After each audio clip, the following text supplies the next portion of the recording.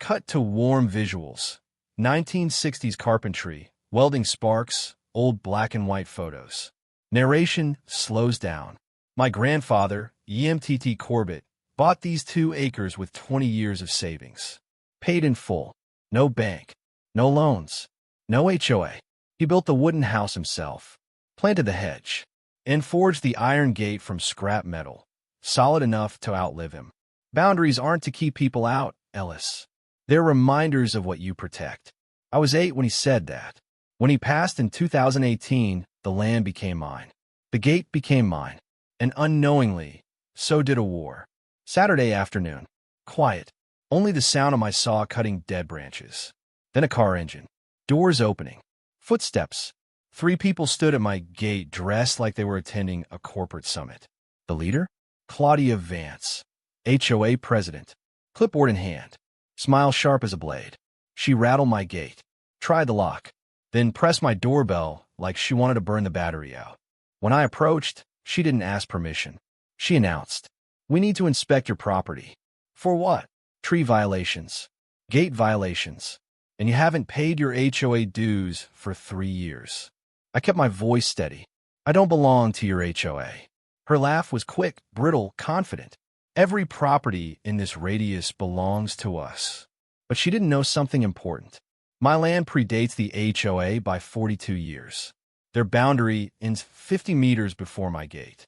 So when she handed me a notice demanding, "Trim trees, replace the iron gate, pay $4,200 in backdated fees," I folded the paper and quietly said, "I won't be doing any of this." Her eyes hardened. "You'll regret that decision." After they left, I checked the property. Fresh boot prints near my hedge.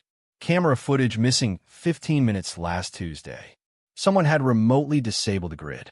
That's when I realized this wasn't a misunderstanding. This was a plan. So I installed backup offline cameras, hidden storage, a file documenting every incident. I visited the county office, pulled original 1963 survey documents, got notarized copies, and confirmed again that the HOA had 0 jurisdiction. My attorney reviewed everything and said, "They don't have a case at all." But the HOA wasn't done. Spray paint attack. At 2 a.m., I woke to the soft hiss of spray paint. Red letters dripped across my gate. "Pay up or leave." The camera caught everything. A masked figure, cautious, nervous. I left the paint untouched. Evidence always speaks louder when it bleeds. Forged government letter. Then came a forged letter pretending to be from the county. Wrong domains, no case number, no appeal instructions. I called the planning department.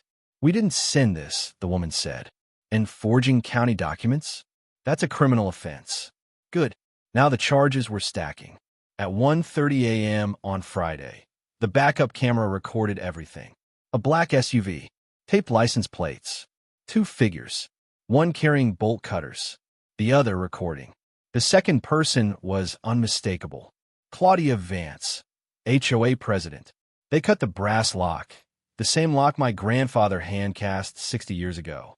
Then Claudia stepped onto my land, trespassing, photographing everything, trying to remove the entire gate.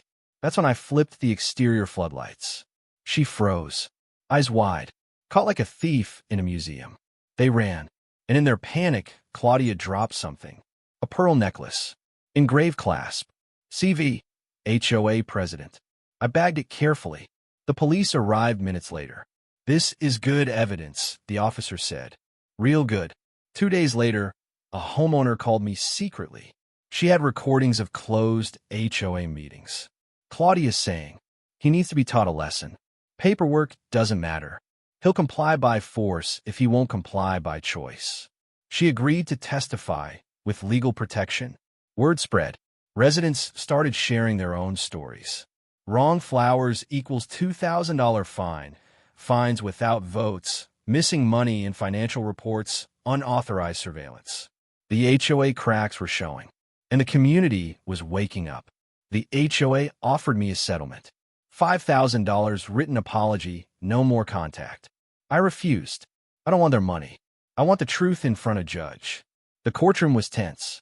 The judge, sharp-eyed, experienced, had already read everything. We presented original 1963 deed, county boundary maps, fake violation letter, video of vandalism, video of trespassing, severed lock, the necklace, witness testimony, blueprint photos, camera footage, timestamps. Claudia's attorney tried everything. He's aggressive. He's uncooperative. He's inventing harassment. But then the judge spoke. Ms. Vance, your HOA has no jurisdiction. Your actions constitute harassment, trespassing, property damage, and attempted fraud. Claudia's face drained of color. Judgment was swift. Court orders. HOA president removed from position, $65,000 awarded in damages, criminal investigation into forged documents, mandatory HOA audit, permanent restraining order, HOA prohibited from contacting me or approaching my gate. And the judge ended with, this land has been his since 1963. You had no right to cross that gate.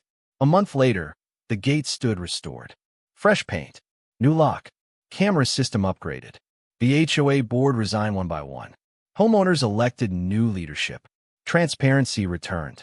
Peace returned. And every morning, I stand at the gate, coffee in hand, just like my grandfather. Because boundaries? They aren't just lines. They're history, memory, legacy. And sometimes they're worth fighting for. They said I didn't own this gate. Turns out they didn't own the truth.